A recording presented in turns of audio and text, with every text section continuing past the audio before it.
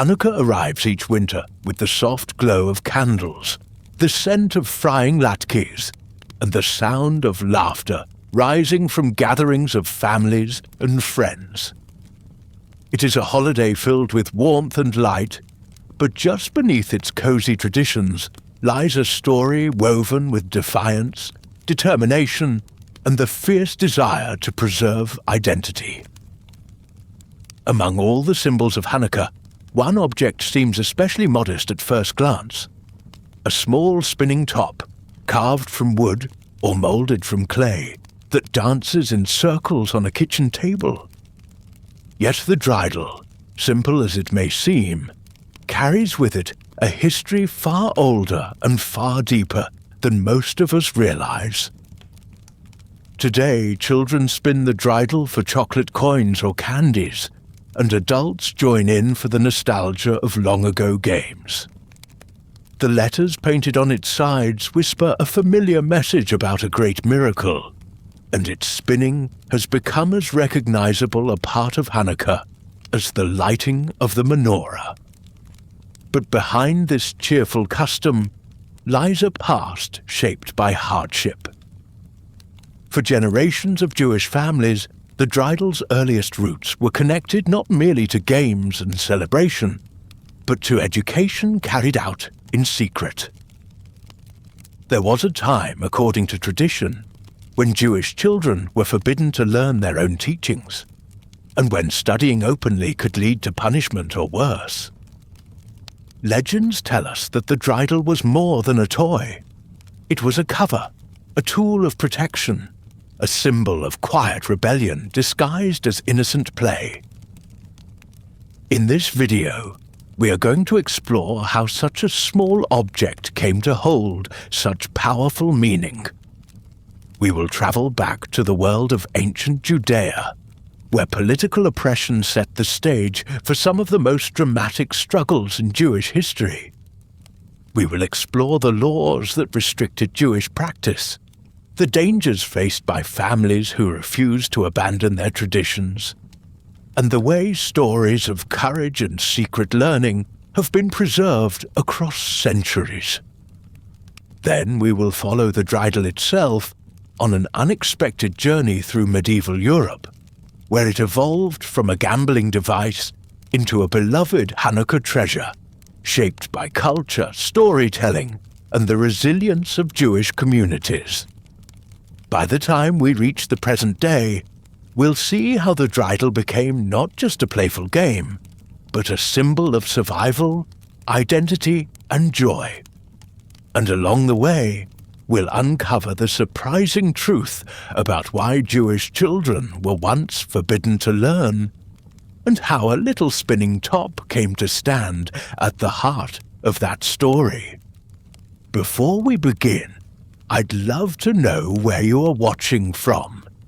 Share your city or country in the comments, and help light up a map of our holiday history community. Now let's step back in time and uncover the remarkable history of the Dreidel. Part 1. The World Before the Dreidel. Long before the Dreidel became a fixture of Hanukkah tables, long before its Hebrew letters carried messages of miracles, and long before its spin signaled laughter and friendly competition, the world in which Jewish children lived looked very different. To understand how the Dreidel came to be connected with secret learning, we have to travel back more than 2,000 years, to a time when Judea stood under the heavy influence of the Greek-speaking Seleucid Empire. It was an era marked by cultural collision, political instability, and a profound struggle for spiritual survival. In the centuries following the conquests of Alexander the Great, Greek language and culture spread across the eastern Mediterranean. Cities flourished with theatres, gymnasiums, temples, and marketplaces, modelled after the ideals of Hellenistic life. Many regions absorbed these influences with enthusiasm, adapting Greek customs into their everyday routines. Judea, however, lived at a crossroads. Jewish communities valued learning, ritual, and tradition that reached back toward ancient covenantal roots. These customs shaped every aspect of life and were not easily reshaped to suit foreign expectations. This difference created tension, especially among rulers who believed unity could only be achieved through cultural conformity. By the 2nd century BCE, Judea had fallen under the rule of Antiochus IV, a Seleucid king whose policies placed enormous pressure on Jewish life. In his attempt to impose a cohesive Hellenistic identity across the empire, Antiochus restricted Jewish religious practice in increasingly harsh ways. The study of Torah, dietary laws, Sabbath observance, and circumcision, core elements of Jewish identity, were all targeted. The goal was not merely political control, but the reshaping of an entire culture. The authorities believed that if Jewish traditions could be erased or weakened, Judea would more easily blend into the larger Hellenistic world. For Jewish families, these decrees struck at the heart of what bound them together. Torah study was more than an academic practice. It was the lifeblood of Jewish memory. Stories of ancestors, laws of daily living, ethical teachings, and community identity all flowed through the words of sacred text. Education began early, and parents took seriously the responsibility of passing on knowledge to their children. To ban that learning was to threaten not just religious belief, but the very continuity of the community. Even in times of political pressure, Jews clung to their teachings because losing them meant losing themselves. In this atmosphere of fear and surveillance, education moved underground. Teachers gathered with their students in quiet corners of villages, and parents whispered lessons at home with the lamps turned low. Every moment spent teaching carried the risk of discovery. Soldiers patrolled for signs of defiance, and those caught studying faced severe punishment. Yet, despite the danger, the desire to preserve tradition proved stronger than fear. Families understood that if one generation allowed these teachings to be silenced, the next might never know them at all. This world before the Dreidel was tense and uncertain. It was a world where knowledge itself felt fragile, and where a child holding a scroll might be forced to hide it at a moment's notice. It was within this charged landscape that the stories later associated with the Dreidel began to form. Whether rooted in historical fact, communal memory, or later folklore, these stories grew out of a time when learning had to be protected, disguised, and preserved through courage and cleverness. This struggle, the one that predates the little spinning top on our holiday tables today, lays the foundation for understanding why the Dreidel came to symbolize not only Hanukkah joy, but also the extraordinary resilience of Jewish education. In the next section, we will step directly into the world of forbidden classrooms and hidden lessons, and explore how a simple toy was said to help shield children and their teachers in one of the most dangerous periods of their history. Part 2. The Forbidden Classroom. As Antiochus's decrees tightened their grip over Judea, the rhythm of everyday Jewish life began to shift in quiet but profound ways. Public studies stopped, synagogues hushed, the laughter of children learning their first lessons faded, replaced by a sense of watchfulness that settled over villages like an unwelcome fog. For the first time in generations, the simple act of teaching a child could be considered an act of rebellion. Families who had once proudly passed down their traditions through open study now feared that any sign of learning might draw the wrong attention. And yet, they understood with absolute clarity that surrendering to this silence would cost them something far greater than comfort or safety. It would cost them their future. It is difficult for us today to imagine the emotional strain of trying to teach under such circumstances. Lessons had to be whispered. Scrolls had to be hidden. Every conversation carried the weight of danger. Parents felt torn between protecting their children from the threat of punishment and protecting them from the even greater threat of forgetting who they were. Teachers risked everything because they believed that the survival of their people depended on the survival of their knowledge. What had once been a daily routine now became an act of courage. Out of this climate of fear emerged the legend that would later give the Dreidel its symbolic power. According to the traditional story, Jewish children and their tutors began to gather in secluded outdoor areas or hidden corners of homes to continue their studies in secret. They kept scrolls tucked away and watched anxiously for signs of soldiers approaching. The moment danger was near, the story tells us, the children would quickly hide their texts and pull out small spinning tops to make it appear as though they were simply passing the time with harmless play. To any outsider, it looked like no more than a group of children entertaining themselves on a quiet afternoon. Their true purpose remained concealed beneath the innocent disguise of a game. This tale has been told for centuries, and its emotional appeal is undeniable.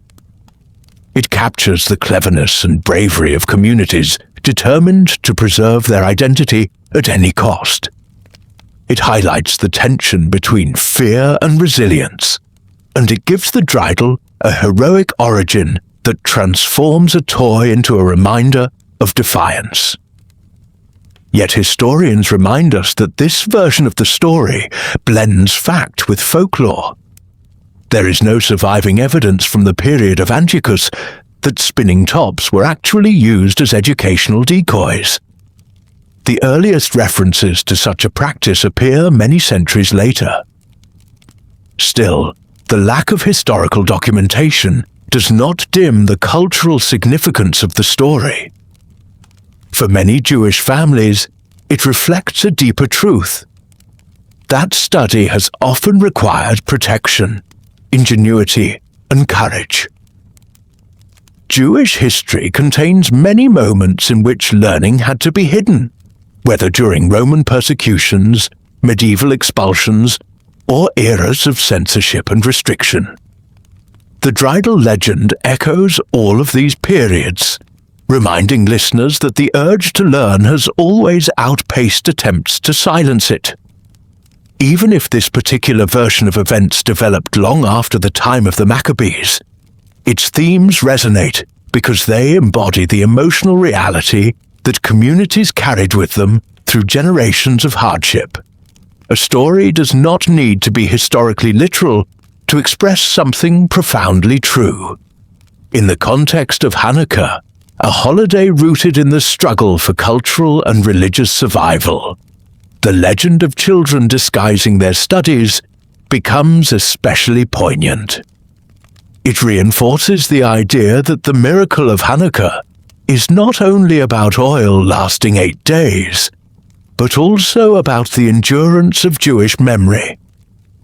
Whether or not children actually used spinning tops to outwit guards during the reign of Antiochus, the story reflects the fierce determination of a people who refuse to abandon their teachings, even when doing so meant risking their lives.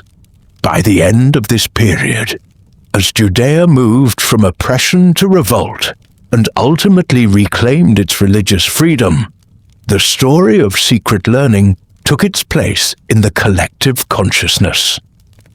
Over time, it would merge with other traditions and historical developments, eventually intertwining with a game that originated far from Judea. This brings us to the next stage in the Dreidel's evolution. a journey across continents, centuries, and cultures that transformed an ordinary spinning top into an unmistakable symbol of Hanukkah identity. Part 3. From Totem to Dreidel, a game that traveled the world. When we imagine the origins of the Dreidel, it is tempting to picture it arising directly out of ancient Judea, forged in a moment of crisis and forever linked to the story of secret learning. But history rarely travels in straight lines. In truth, the Dreidel's path bends across borders and centuries, shaped as much by medieval European pastimes as by Jewish memory. The object we now associate so closely with Hanukkah did not begin as a sacred symbol at all. Instead, it emerged from the bustling marketplaces, taverns, and winter gatherings of Europe, where spinning tops were used not for prayer or protection, but for games of chance. Long before Jewish communities ever adopted the spinning top, versions of it appeared across Germany, Ireland, and England. These early toys were known as totems, small tops inscribed with letters that indicated the player's fate in a simple gambling game. In some regions, the letters came from Latin, representing actions like take, give, or nothing. In others, local languages supplied their own variations.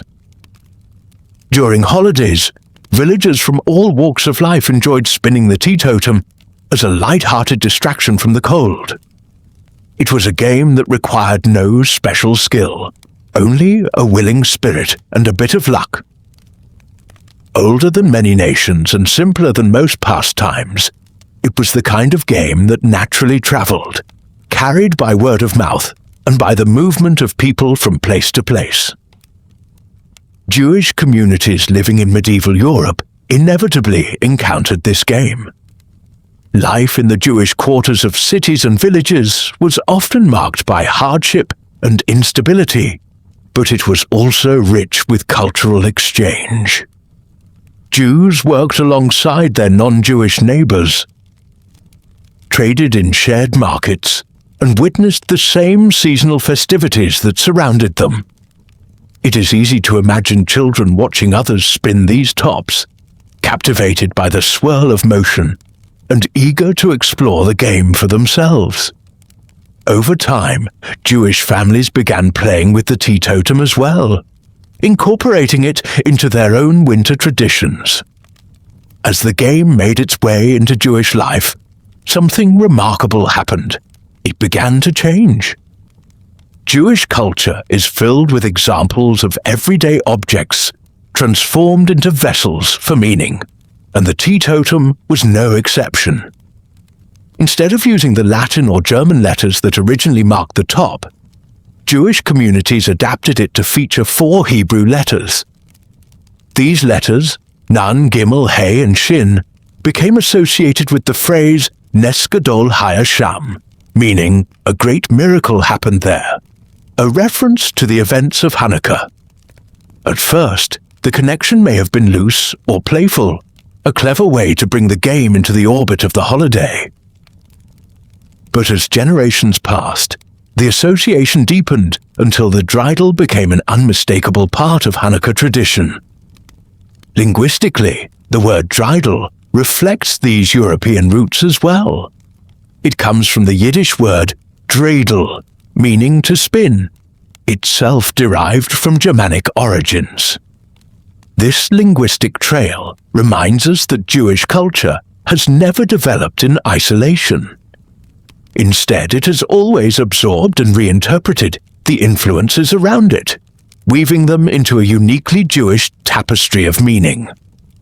The Dreidel is a symbol of that blend, part European folk toy, part Jewish reinvention, and part folkloric memory of secret learning and spiritual resistance.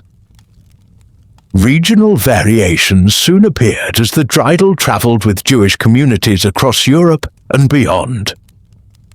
In Eastern Europe, the traditional Hebrew letters were used to recall the miracle that happened there, far away in the land of Israel. In the Holy Land itself, however, the final letter eventually shifted from shin to peh, changing the message to "a great miracle happened here." This small alteration reflects a profound truth. The meaning of a cultural object evolves alongside the people who use it.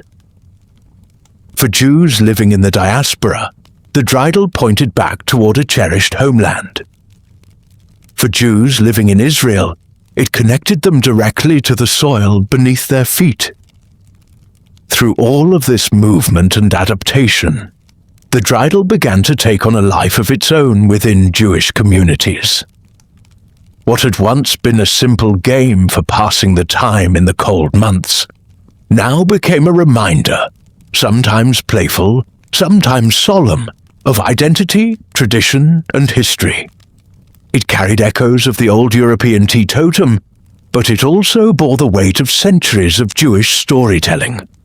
It spoke of miracles, both historical and symbolic.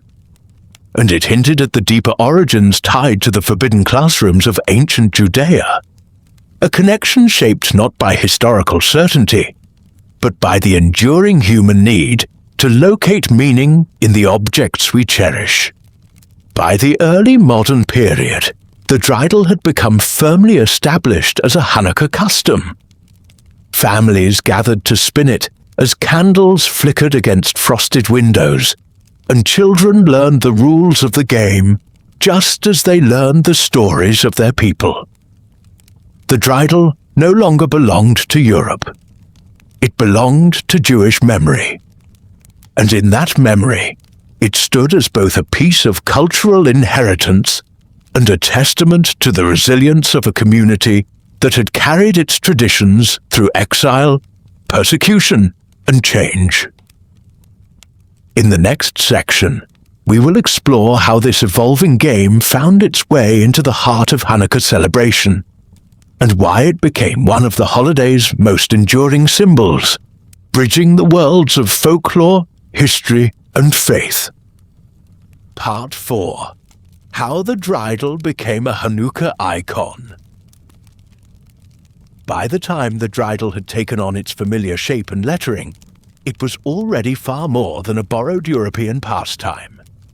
It had become a cultural companion to the story of Hanukkah itself. Yet, its rise to iconic status was not sudden. Rather, it unfolded gradually as Jewish communities found new meaning in its spinning motion, its simplicity, and its associations with long winter nights, when warmth, storytelling, and togetherness mattered most. The dreidel's transformation into a symbol of Hanukkah reflects not only history, but also the way families nurture meaning across generations. In the shtetls of Eastern Europe, where Jewish life often thrived under difficult circumstances, Hanukkah provided a moment of relief from the burdens of the year. The nights were long, the cold was bitter, and the glow of the menorah offered both physical and spiritual comfort. During these evenings, families would gather around their tables, sharing stories, singing songs, and savoring foods that felt like small celebrations in themselves. It was in this environment that the dreidel game took root as a cherished ritual, providing entertainment that was accessible to everyone, from young children to their grandparents. The game itself became a kind of cultural glue. With each spin of the dreidel, laughter and anticipation filled the room. The rules were easy to learn. The stakes could be as modest as a few nuts or candies. And the unpredictability of the tops movement made every round exciting. It required no elaborate setup, no skill, and no special materials. All it needed was a spinning top, a group of people, and the willingness to share in the joy of it. These simple ingredients made it an ideal tradition for communities that carried their holidays with them across countries and continents. Over time, the dreidel also became a quiet teaching tool.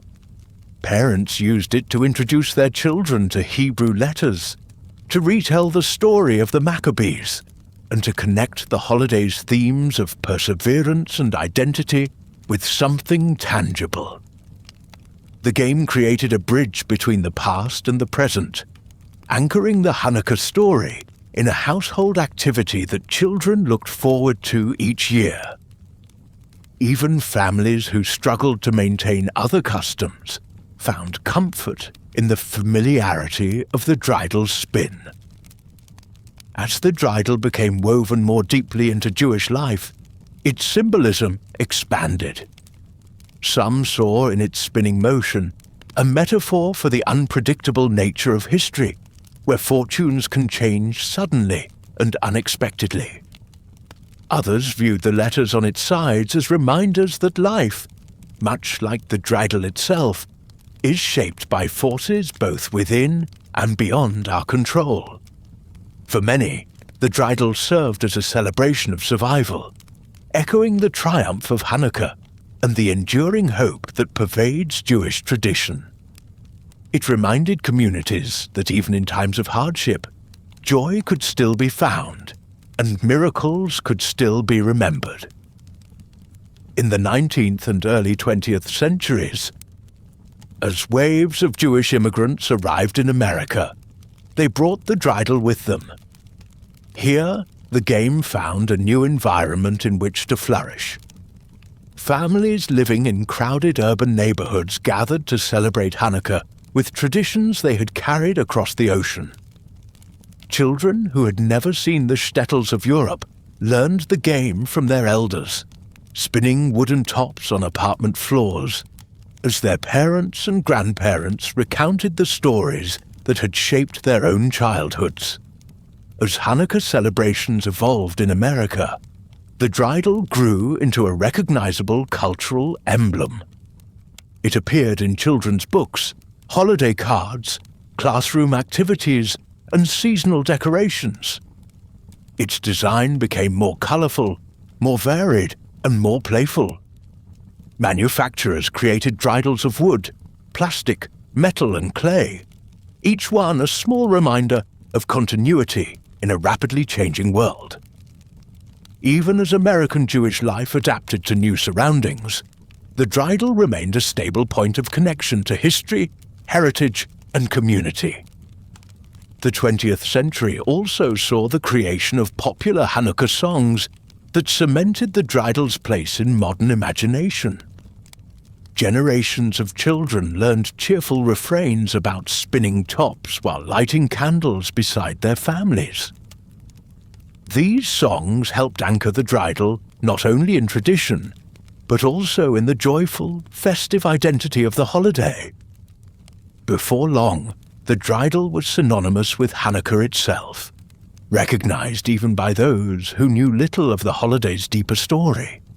What makes the Dreidel's rise to iconic status so striking is how seamlessly it blends layers of history. It carries within it echoes of ancient Judea, when education was threatened. It reflects the medieval totem's journey across Europe. It embodies the hope, resilience, and creativity of Jewish families who preserved their traditions through centuries of upheaval. And yet, for all of its historical weight, the Dreidel remains wonderfully simple. A child's game, a moment of laughter, a reminder of joy. In embracing the Dreidel as a symbol of Hanukkah, Jewish communities found a way to express both remembrance and celebration. It stands as a testament to a people who survived by holding fast to their teachings and adapting to the world around them. As we move into the next section, we will explore the Dreidel's place in today's celebrations and how its meaning continues to evolve in a modern world far removed from its ancient and medieval origins. Part 5. The Dreidel Today. In the modern world, the Dreidel still spins with the same charm that has captivated generations, but it now exists in a landscape shaped by global connection, artistic creativity, and evolving expressions of Jewish identity. What began as a modest spinning top borrowed from European winter games has grown into one of the most recognizable symbols of Hanukkah, present in homes, schools, synagogues, and even public celebrations around the world. Yet despite its widespread visibility, the dreidel retains a sense of intimacy. It is a tradition that unfolds not on grand stages, but on kitchen tables, classroom desks, and the warm floors of living rooms, where families gather after lighting the menorah. One of the most noticeable evolutions of the dreidel today is the sheer variety of styles it comes in. In one home, a simple wooden dreidel might be cherished for its rustic charm, passed down from a grandparent who carried it across oceans or saved it from childhood. In another home, a gleaming metal dreidel may serve both as a game piece and a decorative keepsake, catching the glow of the candles as it spins. Clay dreidels crafted by children in school art projects sit beside elegant glass dreidels, created by artisans whose work transforms the object into a piece of modern folk art.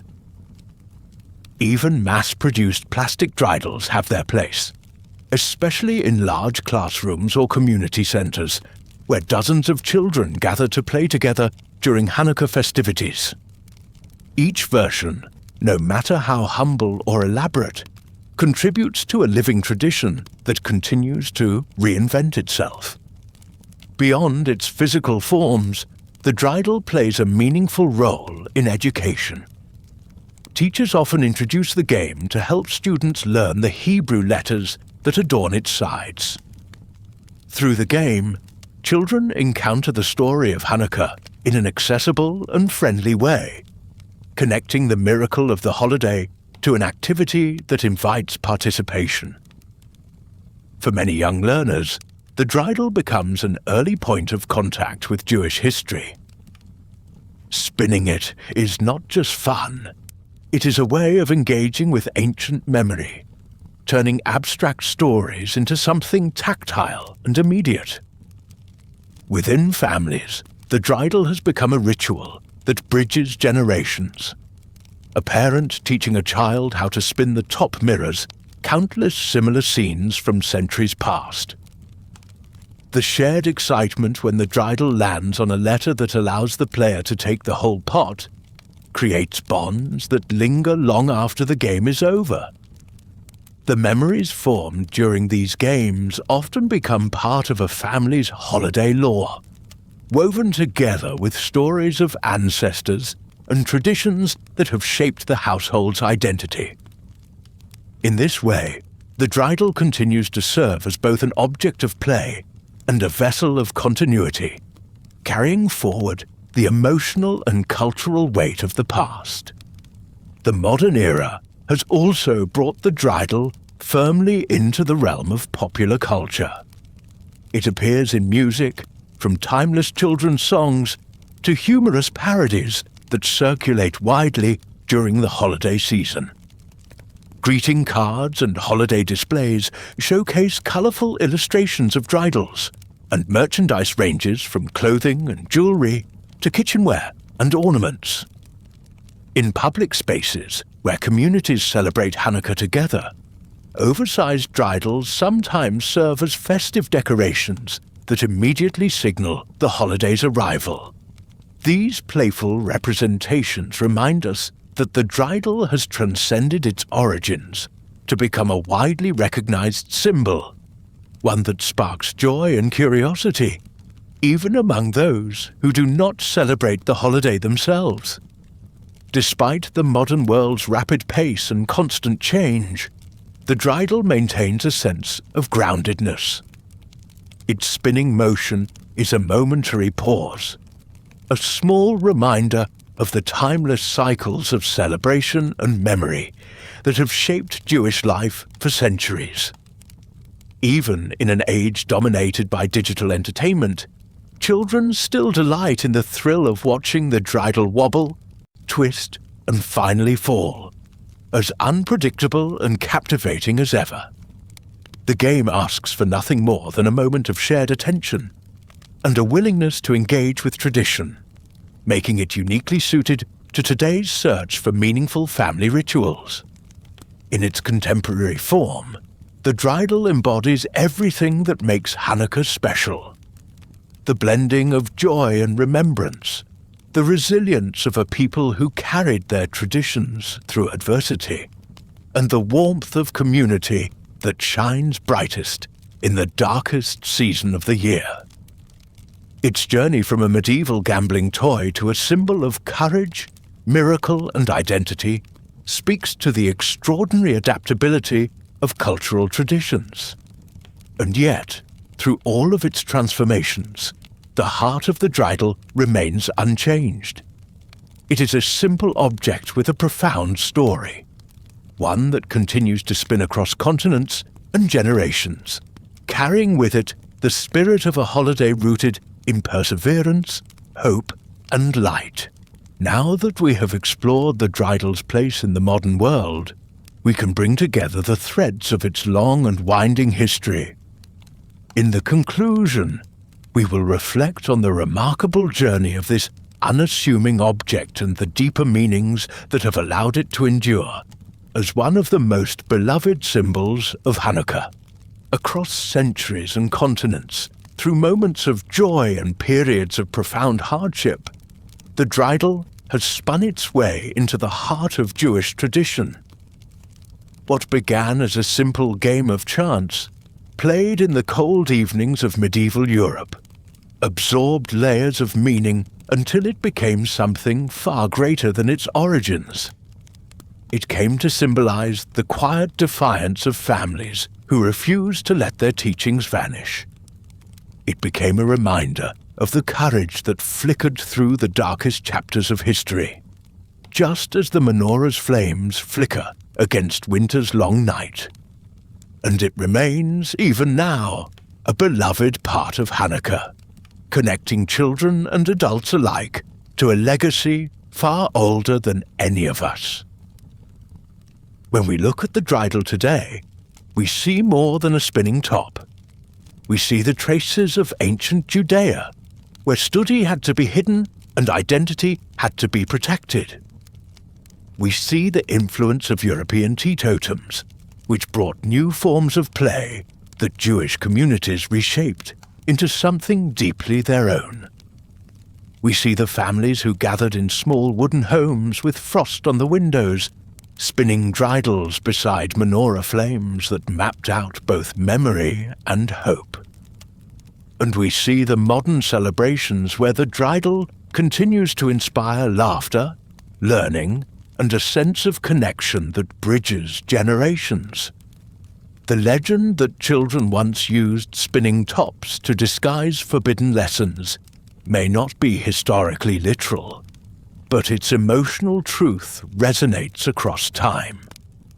It reminds us that knowledge must sometimes be shielded, that identity can be fragile, and that communities survive through creativity, resilience, and the determination to pass their stories forward. In many ways, the Dreidel embodies the essence of Hanukkah itself, the triumph of light over darkness, of culture over repression, and of memory over forgetting. As we close this journey together, I hope the next time you hold a Dreidel, you feel the weight of its story. Imagine all of the hands that have spun one before yours, from the children of Eastern Europe to the families of ancient Judea, each adding their own chapter to a history that is still unfolding. The Dreidel's motion may be brief, but the meaning it carries continues long after it falls, reminding us that even the simplest objects can hold extraordinary power. If you enjoyed exploring this history and want to help support more videos like this, you can find the link to our Patreon in the description. Your support helps keep these stories alive and allows us to bring even more historical journeys to life. Thank you for joining me today, and I hope your Hanukkah season is filled with warmth, wonder, and light.